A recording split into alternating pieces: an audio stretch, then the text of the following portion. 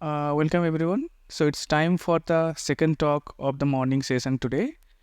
Our speaker is Professor Anuradha Banerjee from Indian Institute of Technology, Madras. And yeah, over to you, ma'am. If I look at the evolution of the talk title, starting from triaxiality dependent cohesive zone modeling using finite element methods, now I have, I wouldn't like to say I've crossed over, but I have tried to, meaning thanks to FractMeet, there are many things that we have learned and we are attempting some things which have been part of these learning processes. The title is a bit as appears to say that we have solved the problem of prediction of failure and we have managed to characterize the disorder in material. But as you will see as we go along the talk, that the that's what we want to explore, and what we get out of it is in some way promising, but it is not a full solution at the or the end of the road. This work has been done in collaboration with Subrat, Shubhadeep, and Rajesh. So we have already heard many talks, so a lot of my initial slides would be a repetition of those, but that will set up the story. So, quasi-brittle fracture is seen in man-made materials, in natural materials, and the characteristic feature of that is that when you subject it to load, it has initially linear elastic deformation, but eventually there are intermittent bursts or nucleation of damage that results in nonlinear activity prior to final failure. And this could be due to the presence of microcracks, porosity structure, but there is no plastic deformation as seen in permanent deformation as seen in plasticity. So if at any point in this force deflection curve you unload, you will come back to the zero load situation. So there's the permanent deformation. What is also characteristic is that there is this micro cracking events result in crackling noise. It's measurable as intermittent acoustic signals. Now, this is very valuable information because it's happening prior to the final event, and it would be immense use if we can utilize this data in some sort of predictive modeling of fracture of disordered materials.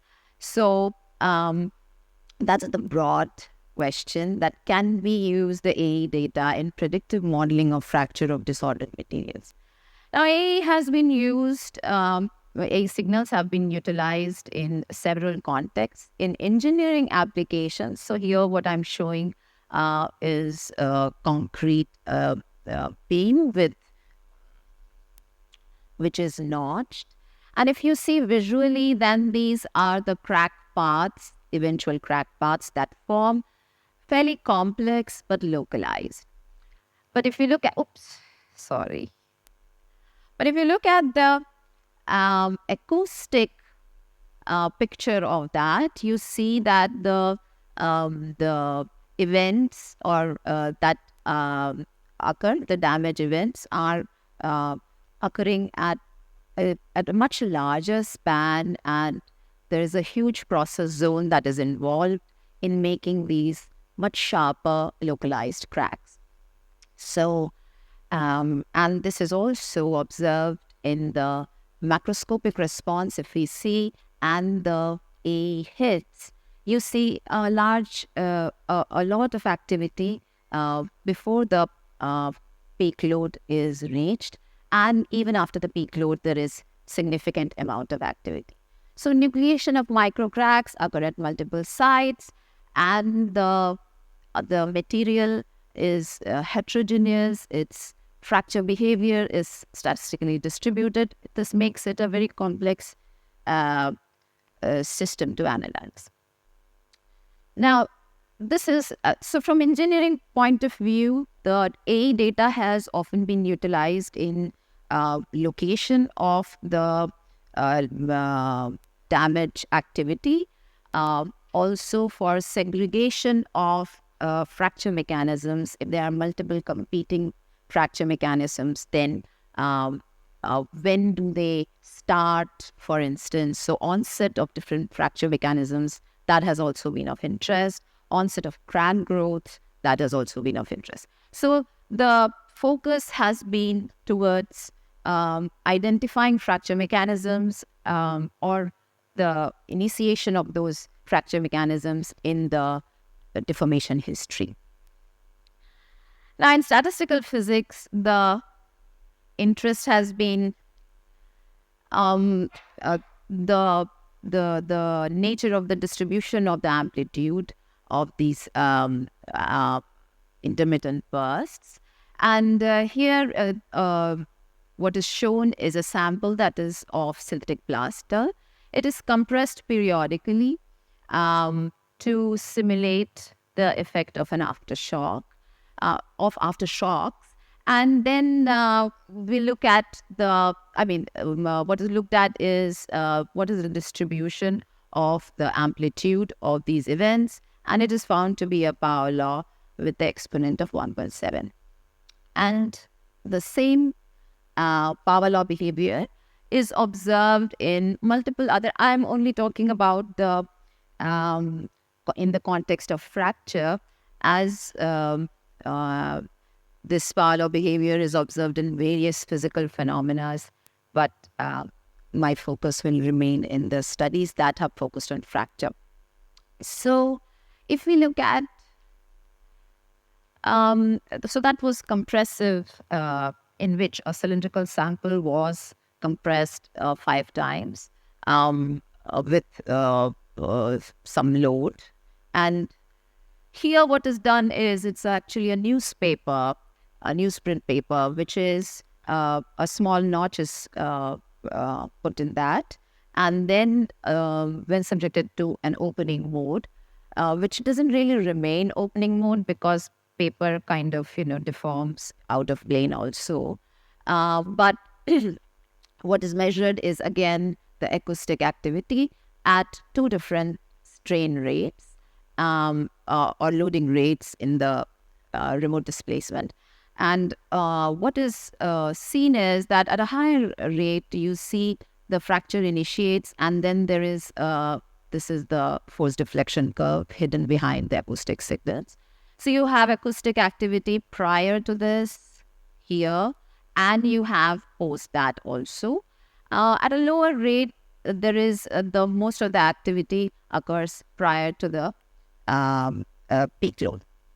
And what is shown here is an intermediate straining rate in which there is activity before this peak load as well as post that. And what is found is that the power law is fairly robust, and it's approximately here. It is the energy distribution. Earlier, what was shown was the amplitude distribution, but they are connected. So you see the power law behavior in either of the distribution, or you can characterize either of them. So this is compressive failure of a material in which porosity has been controlled by adding graphite and also different ways of manufacturing it. And for these 4 types of samples, which differ by in their porosity from 30% to, this one is the 30% to 50%, I think, I forget. But what is seen is that the overall power law exponent is roughly 1.8, and there is a weak decay of P of E for large energy for the most porous. So this one is the most porous. And then in another, so that was, this is biological material. In biological material also, for 4 different types of samples here. They differ by the age of the bone. It is extracted from the femur of a pig or pig. And the animal's age is the parameter that is different. And what is observed is that all of them exhibit, all the samples, these are cubic samples under compression. They exhibit power law behavior. Power law differs minutely, but that has been connected to the age and the porosity of the samples. So all these different contexts talk about what is the power law and the power law behavior. And in modeling, there are several models which are popular in this context of generating the avalanche statistics and the power law behavior. And they have successfully shown that there is existence of power law behavior, breakage of fibers in fiber bundle model, in the burnout of resistors in the random fuse model, and of course breakage of springs in the random spring network. And these models have, apart from reproducing or this avalanche statistics or power law behavior, also have provided a lot of insights into various other aspects. For instance, is this avalanche statistics behavior universal across all disorders? No. So that is you see that depending on the extent of disorder, you see different types of fracture behaviors. And the study with a fuse network, essentially you increase the current passing through the network of resistors, and all of them have a threshold which is from this power law distribution, and when it's exceeded, it burns out and stops conducting, and you have initiation of damage there. And if the damage is such that the network stops conducting, you say it's failure. So what is seen is that for low beta, so that's one of the extremes. Low beta means you have very highly disordered material. So what you see is the red color is the spanning cluster, the largest, the cluster that is spanning the width. You see, so you could call it, for instance, like a fracture path. And for high disorder, you see that it is very ill-defined and all over the place. And what you call as the percolation type of fracture. The black dots are the other damage events which are not part of this cluster, and you have a high density of them. So there's a lot of damage activity prior to final failure, and it is a very diffused form of crack path. The other extreme is when you have low disorder, so that's high beta, when you have minimal activity in terms of damage prior to final failure, and you have a very well-defined crack surface spanning the width. And in between, so this is the nucleation type fracture where you have few nucleating events, and then there is growth of that, and you do not have independent events, nucleating events that grow independently until for a significant amount of deformation or here increase in the voltage. So this is the one which is the avalanche type, which is in intermediate disorder. So that avalanche power law behavior that was being earlier said as universal has now some conditions that it depends on the kind of disorder or the extent of disorder. Very high disorder has issues, very low disorder has issues. It's the intermediate range that. Based on that, this is the phase diagram in which high disorder to low disorder, if we go, we are going from percolation avalanche type fracture to nucleation type fracture. But also in this axis is that for the same disorder, you could transition from what was nucleation when the sample size when the sample size is increased to the left, from avalanche type of behavior, you could transition to nucleation type of behavior. The power law behavior of this, again, is a little confusing in the sense that as you increase the disorder, so low disorder and high disorder are the blue and the black, and it's the intermediate disorder that is the avalanche type. And what is said is that that is the one which is closer to the one for the random fuse, fiber bundle model. And so that's that. You have, sorry? Yeah, sure. Yeah,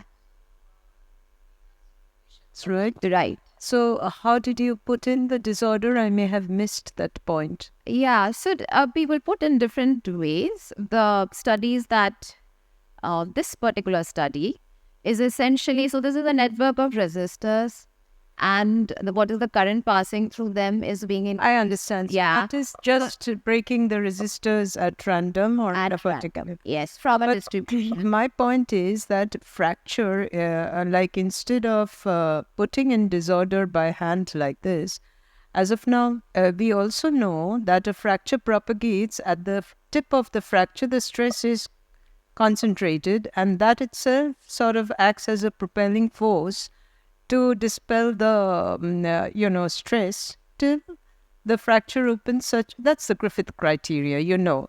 So what I was trying to say is that this nucleation type and the percolation type, that means that is tuned basically by the way you are putting in the resistors. But if you had allowed a natural fracture to happen, then just by driving it by the stress, that accumulates, could we have differentiated in such clear categories? That is what I was wondering. That, this is percolation type, this is avalanche, or is this only a model, toy model? I don't know if I've been able to make my question clear. Say that it's not just a toy model. No, I'm not saying. In experiments, real experimental data, at many aspects of it. But yes, it's a very simplistic model in the sense But you are not taking in the stress concentration at a crack tip that is driving the fracture. So if I were... Okay. Then I will understand it later. Yeah, I think it will come. But quickly, if I answer that, here there is no pre-existing macroscopic crack per se. So Griffith's criteria is not really applicable to something. It's a disordered media. Everything is intact, but the strength is distributed. Right? So when you are pulling it apart, there will be some nucleation events. Of course, the nucleation events would result in localization of, in this case, I don't know the exact mapping, but in random spring network, it will be localization of stresses and strains. Exactly. Okay. So, so that is related to the avalanche. This was the fracture type based on disorder. The other very interesting line of investigations is the prediction of imminent failure, because power law, if it is universal, you can't tell the difference. Then as an engineer, we get worried that when will I know that things are going to break down, and it makes you nervous that it is not distinguishable. But these studies have shown that if you look at the... so what has been done is that in the fiber bundle model, distributed failure stress threshold is applied, and This distribution is has a wide width for off-critical exponent, and for a narrow near critical width to find the exponent in near critical conditions. And what is found is that from what was told earlier, which was 2.5, near critical, there's a crossover to 1.5. And this crossover also in the same study is shown to be a universal phenomena independent of threshold distribution. For variable distribution also, it was shown. And then in the same study again, there was also that in the random fuse network, you see exactly the same type of crossover behavior from exponent of critical, that is 3 to 2. So there is an indication of imminent failure, which is, very interesting idea. So similar context of imminent failure, if we look at the experiments of Jiang et al. So what they do is they have a sandstone specimen. It's fairly large. So you are able to see the location of, you're able to resolve the location of the acoustic events. And so at the beginning of the compression, what you see is acoustic activity only at the surfaces where the load is being applied, which may be resulting from friction, but not in the main, the specimen per se. As the load is increased, what you see is that the source of the acoustic signals are randomly dispersed. There is no obvious correlation between the previous nucleating events. So there is uncorrelated growth of or microcracking activity, you could call. Very close to the final failure, which you can see is along this plane, you see that there is a huge localization of the next level of activities. And this whole thing has been, the growth of damage has been split into early stage and approach to final failure.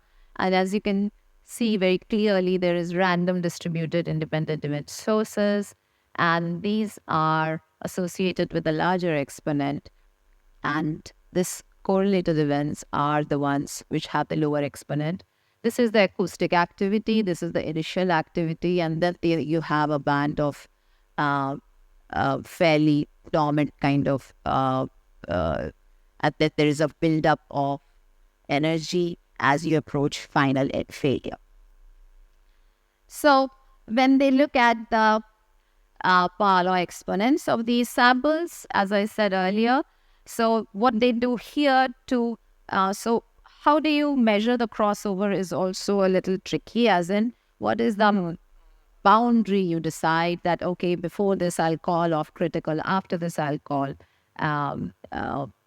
So what they have done is they have used time as the way to split the data, and they have found that there is a crossover for the dry sandstone that I had shown earlier, from 1.77 to 1.53, and similarly for the other materials, including coal.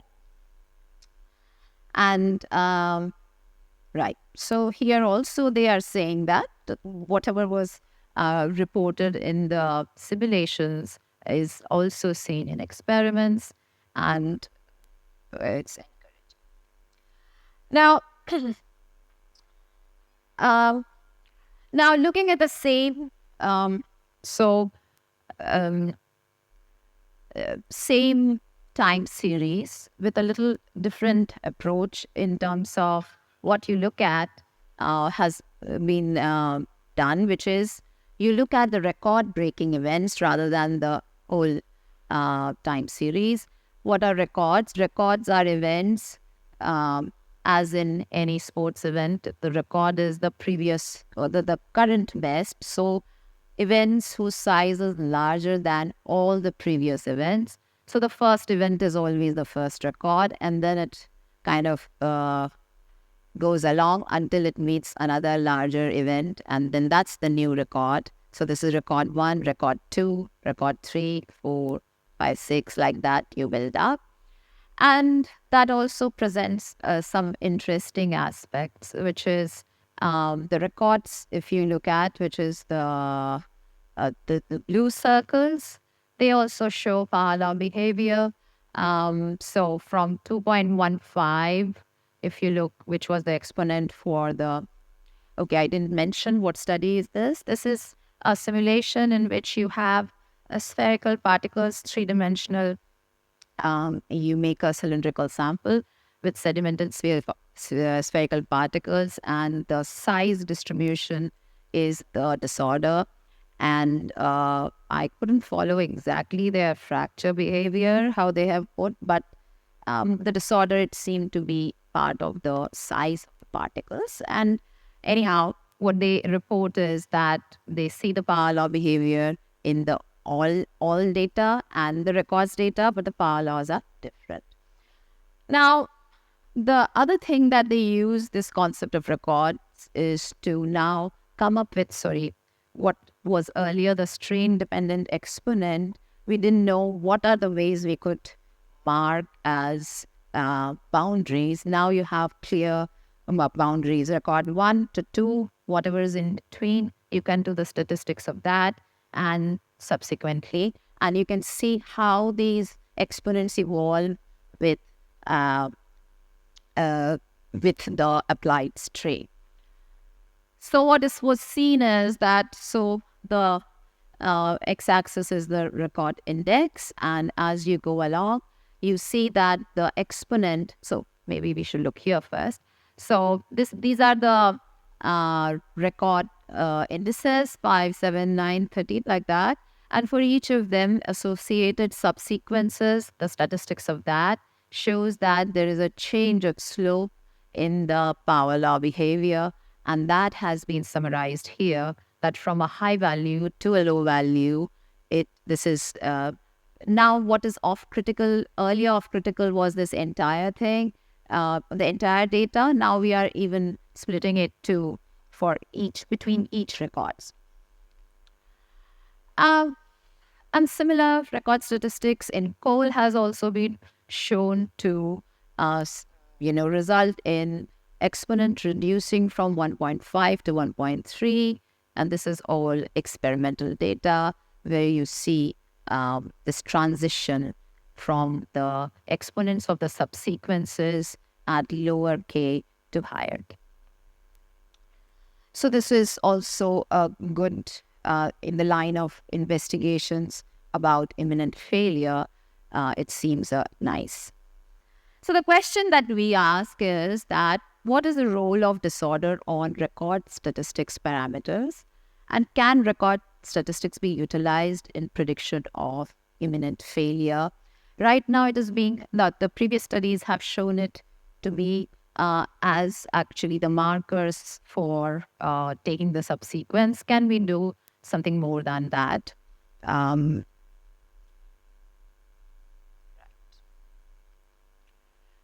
So we use random string network model. We have utilized it initially for reproducing experimental data on bone, in which we find the compressive exponent to be roughly around 2.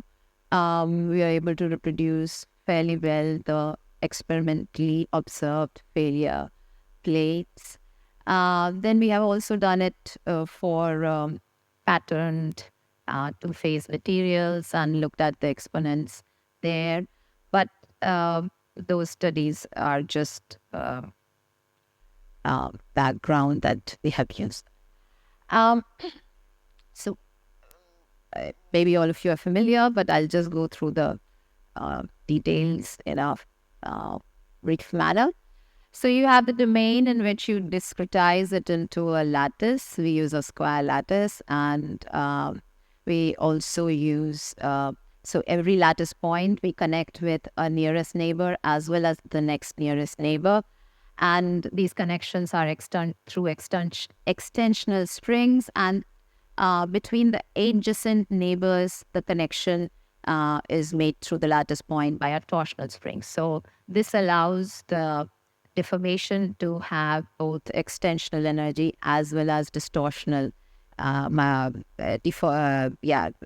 bending energy, you could call it. And so the energy can be written in terms of the deformation of the lattice. And this energy is compared with the strain energy of the continuum to establish the connection between the continuum properties, elastic modulus, and Poisson's ratio with the springs and the extensional springs, torsional springs, and the lattice parameter. So this allows us to connect to experimental data in terms of not only the fracture characteristics like avalanche statistics, but also force deflection curves and prediction of even loads at which failure will occur, right. Now, simulation steps, I will just kind of run through. We apply quasi-static tensile loading, small strain increments at the top row, boundary conditions, restrict the bottom row to move only in the horizontal direction. So the vertical direction is restrained. And because of the deformation energy stored, you have forces coming onto particles, and those particles evolve. For each increment, we bring it to static equilibrium using a dissipation factor, and the Berle algorithm is used for updating the particle positions. The acceleration of the particle is from the forces that it gets from its neighbors. So, So the spring failure characteristics are when the strain in the spring reaches a critical value. For the initial part of the study that I'm presenting, I'll be using the distribution from a Pahala distribution, just like what the random fuse model of Shekhawat et al. Was. And we would like to look at the effect of disorder on the record statistics and any interesting parameters that, we can see. So, and we look at these cases just like them, and these are the density functions. So, what do we see when we have, so this is high disorder, beta equal to 0.1. This is low disorder, beta equal to 5. And as you can see, the load here is 0.05, or the stress at the peak load. And here you have 500 times higher than that. So this is essentially, even though the form of the curve looks similar, it's as soon as there is any strain applied, there is a rapid breakage, and they break at very small strains, and percolation type fracture is the what do you call, as expected. It is not able to sustain any load. And as we increase the beta, which is essentially lowering the disorder, the behavior from a non-linear behavior prior peak load starts becoming very linear and then more brittle, which is expected in nucleation type of fracture. If we look at the avalanche series of these, so the first one here is just showing a typical for system size 200 cross 200. We have, so you can see that these black lines are the, how much time so black lines are the avalanches, and the red dots are the records. So you can see that there is, 1, 2, 3, 4, 5, 6. I mean, they're too close here, so not able to see that. But you can see that this is record number 9, record number 10, and that is the associated index, k equal to 9, 10. And then there is this waiting, what we are calling as strain interval, but just because, waiting time interval has been talked about. So it is just a multiplicative factor because we are applying a constant loading rate. Anyhow, so some interesting observations are that if you in terms of waiting strain interval, for the first record, as we increase disorder, so disorder is here. This is the lowest disorder. Yeah. So the lowest disorder has very high first record, and then as the records are made, it has an kind of a decay, or the waiting time interval keeps on reducing, and there is a sort of acceleration towards the final failure. So this is the waiting strain interval. You have the highest strain. This is the highest strain. That is for the first record, but subsequent records require less and less deformation, and you are approaching failure. So there is a sort of acceleration. When you look at the intermediate disorder, lowest disorder, beta equal to 0.1, has only 2 records. Very few, or 1 record. So we are not doing any statistics of that. But if you look at the beta equal to 1, which is the intermediate disorder, you see that the first record is made instantaneously as soon as the loading starts. And then you have the next record is also not too far away, but then the interval slowly starts increasing, and then you have a period where nothing happens, which is the longest period of wait, and then slowly it starts again becoming faster before final failure. So that is what is reflected here. The first record here has minimal strain required, which is this one. And then as you go to the next records, you require more and more strain, but the intervals become larger. Then you have the peak corresponding to that, and then you have speed up acceleration. And the one in between, so here we see a peak formation and then acceleration. Here you see only acceleration for the low disorder, and this is for beta equal to 3. You do see a peak, but the first record happens a bit later than what it was here. So, and then, it's an in between these two types that you see in the extremes. So we look at, this is a single realization of each of these disorders. So if we look at the average behavior, so this is for system size of 200. We are changing the disorder.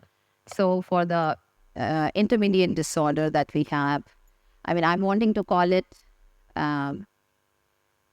high disorder, but since high disorder is beta equal to 0.1, so intermediate disorder here is, you see that there is a formation of the peak that we were talking about, these blue markers. And as you lower the disorder by increasing beta, that peak shifts from here to there, and then you have only acceleration type of behavior.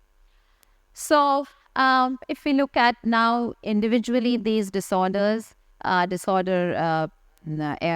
levels for different system sizes, we see that this peak location for beta equal to 1 that we saw here in the blue, if we increase the system size, it only lowers, but there is no change in this quantity that we are now referring as K star, which is the index of the maximum waiting strain interval, and that seemed to be independent of the system size. And this is also seen for beta equal to 3, which had already, the peak is at a lower K star, but the K star seems to be more or less largely insensitive to the system size. And for higher beta but lower disorder, the acceleration seems to be the monotonic acceleration towards final failure seems to be also seen for all the system sizes. So now the obvious correlation that we were interested in is that if we know the strain at this, is it correlated with the strain at that, which is the final strain for that sample? So we look at these correlations and see that while there is so what we are looking at is what is the strain at the maximum strain interval and what is the final strain and how they correlate. So these are the data points that we get. Seems to be a linear fit, but the coefficients, Pearson coefficient, checking the strength of the correlation are very weak. So you can say these correlations at best are very weak. So knowing the strain at the maximum strain interval doesn't really help in predicting fracture. What is a better indicator is if we look at the record index itself. So if we look at the record index K star, where the maximum strain interval occurs, and then look at Kc and K star and Kf max, this is the maximum peak or the peak load, we see that now the Pearson coefficient is somewhat better, but as you increase the system size, it tends to deteriorate somewhat, but it's definitely a better indicator than the strain pairs. And can be utilized, and it is best for intermediate disorder when you have avalanche type. So this is beta equal to 1, where you see the highest, higher betas have very poor correlations, which is expected because of, nucleation type is even harder to predict the more brittle behavior compared to the avalanche. We also reproduce the strain-dependent exponents in terms of it going from higher to lower lower levels. So things to note here is that the crossover K that we saw earlier was increasing with L.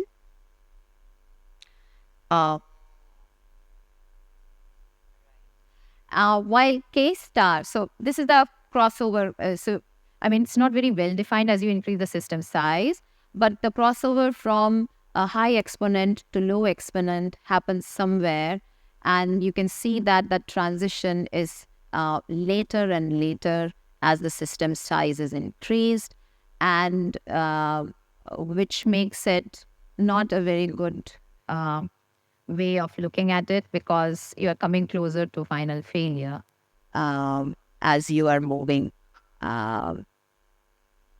In contrast, K star is, we saw earlier, quite insensitive to system size. So the warning is about imminent failure if you are using K star is significantly earlier.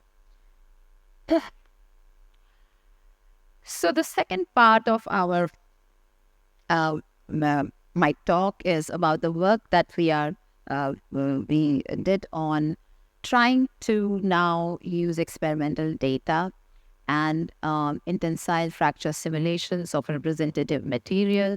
And is it possible to, as you saw, 5 minutes. So I'll quickly go through everything. In this, what we are trying to do is you have a signal, a data, and our model is random string network model, in which we are putting disorder in the failure strain threshold. And can we use the information of A data in estimation of the disorder parameter? So we use the same model, but now we introduce a little bit of nonlinearity, a power law hardening behavior. So it's linear elastic. Beyond that, it is power law hardening, we assume quasi-brittle behavior, which means that at any point, if you're unloading, the elastic behavior is such that you reach zero load at zero deformation. And then we put some rules for that so that it happens. And spring behavior now we take from a normal distribution, and the disorder is controlled by taking the different values of this multiplicative factor, which is the standard deviation is the multiplicative factor times the mean failure threshold strain. We use a prototype material, which is a epoxy-based glassy polymer. These are the properties we determine from experiments and choose a lattice spacing appropriate for polymers. This is the experimental setup where we have the dog bone specimen that you can see here. It's an epoxy dog bone specimen. There are 2 AE sensors and the required paraphernalia to acquire AE data. We observe this kind of stress strain response, and average strength is around 57 MPa. This is what we are modeling it with. So initially we do a parametric study to see, because our distribution is now a normal distribution, what is the effective disorder? And we see that, so this is delta small now is low disorder, delta high is high disorder. We see very similar to what we had seen earlier, that for low disorder, you see nothing happening, and then there is large events and few records. As you increase the disorder, more number of events and progression towards fracture is again still in an acceleration mode. But as you go further down, you can see that the first record occurs fast, and then the next records become slower, then there is a long gap, and then there is acceleration. So disorder is resulting in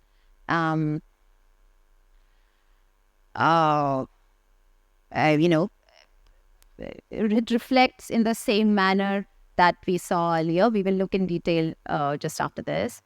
So what we wanted to see was that for the small disorder, how does it look when we have a record which is just before final failure? We had only 3 records there. So 1 to 2, what is the red color is what broke in this duration. Blue is what was already broken, and gray is what did not break even now.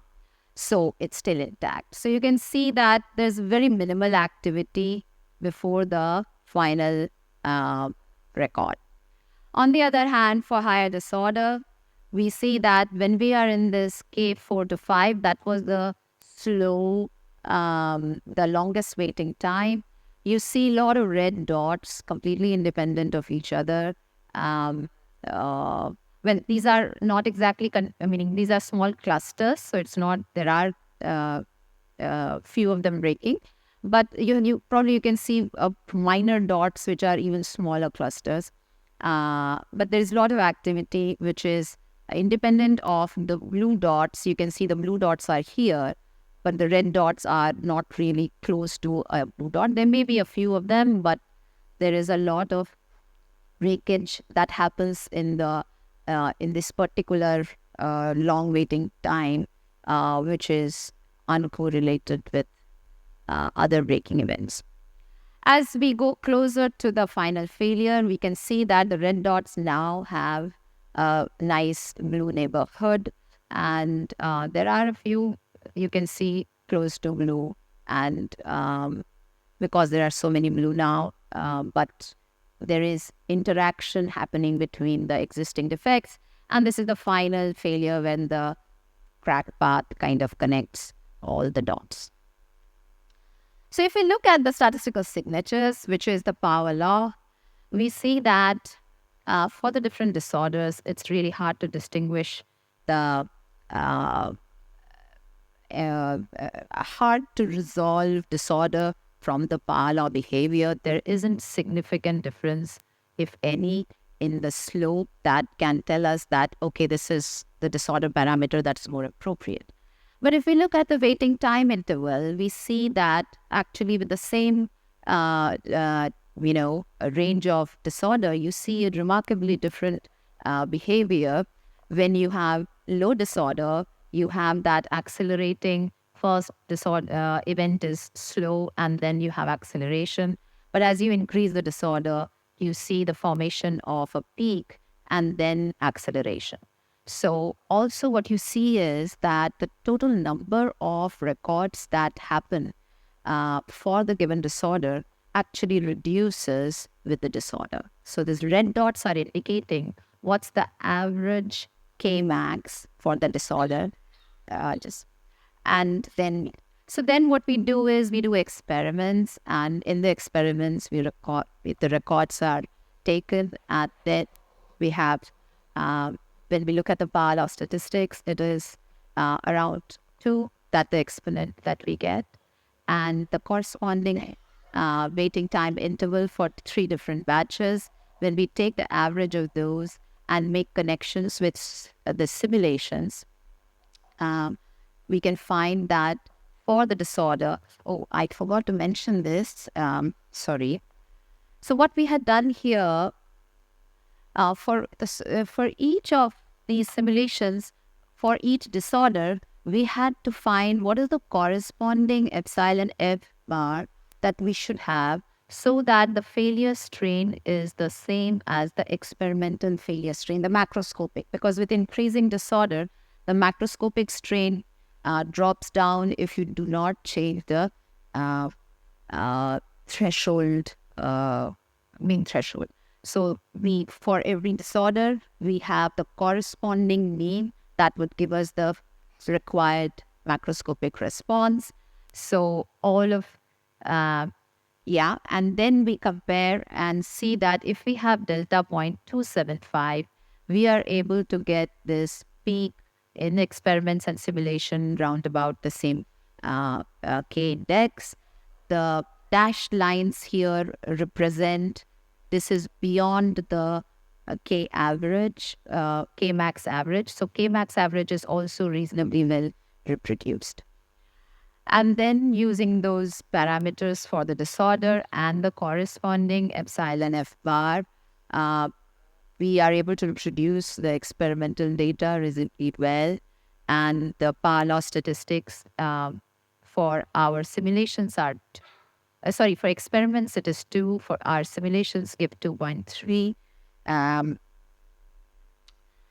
we get fairly realistic fracture paths. This is from a large number of simulations. We have picked the realizations which look somewhat close to the experiments, but there is no special anything introduced to be able to get these like that. So as you can see that this tilted one is somewhere there while it's here. So, but the branching and the flatness and tilts all are observed. So it's fairly good in reproducing realistic fracture paths.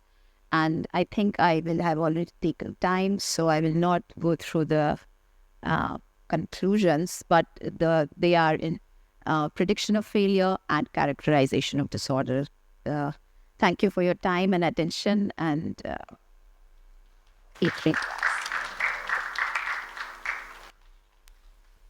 we have roughly 5 minutes for questions. Nice talking to it. I was thinking that this record statistics you have done for spring model, did you try to compare this thing with the results, say, for equal load sharing fiber bundle model? Right. So I think Kadar's work is that, isn't it? 2020, they have done record statistics. So they observe this acceleration and, a peak in the waiting time interval where you get, but that's the only comparison in terms of, they do not see, at least from what I could make out of the data, they do not report any accelerating only. So maybe it is because of the range of disorder that they have considered. that their model results in only either peak formation or a deceleration, which they are calling as brittle to ductile transition. So it depends on the disorder range, but we do not see the deceleration in this. We only see either fully accelerating monotonically or a peak in which you have deceleration followed by a peak where the longest waiting time and then subsequent acceleration. Your result shows that the record statistics lowers the avalanche exponent.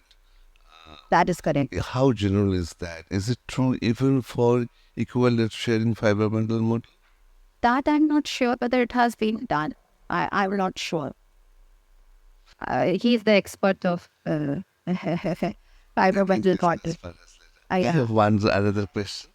That did you check these statistics for different delta, the disorder? Yeah. Because we were talking about this nucleation, avalanche to nucleation transition, as was shown by Shekhawat. Right. And there was another paper by Alex Hansen and Hanselman just a month prior to that, another PRL talking about the same kind of thing. So this is in general, I mean, I'm sure this is there. So did you, what I want to know that in the nucleation regime, what will be the record statistics? What will the prediction and what will be the thing? So the problem with nucleation regime is that the statistics becomes very poor because you have very few events leading to the final failure. So as Shekhawat observed, we see the same. So if you see here, if I go to probably, your question was, have I changed disorder? So in both the studies, the one in which we use the power law distribution and the other one in which normal distribution, our focus was on the effect of disorder. So here, if you see in this normal distribution, we have these disorder from 0.05, 0.15, 0.2, and 3.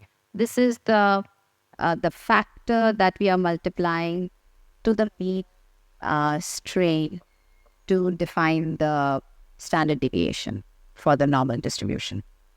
So if the factor is higher, you have higher disorder. And the question that whether it is shifting from nucleation type to avalanche type, yes, it is showing that shift. But when we look at the avalanche statistics here, we do not see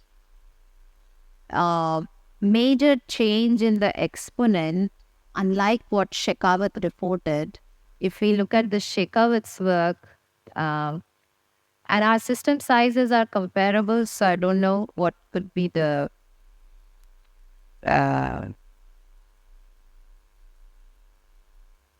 sorry, Shekhawat came before. Right. Here, if you see that they have very distinguishable, the slopes are different from each other. We don't seem to find, but it could be, I don't know, what could it be? But in the experiments, definitely it doesn't show because whatever range of, we have put, here the power law distribution has a very different disorder behavior with change of beta. In normal distribution, it's not really, it's, you are increasing, the form of the curve is the same and the spread is what you are increasing. So maybe that has a look. Unfortunately, we don't have much time for question, but you can definitely discuss during the lunch. So let's thank the speaker once again for the wonderful talk.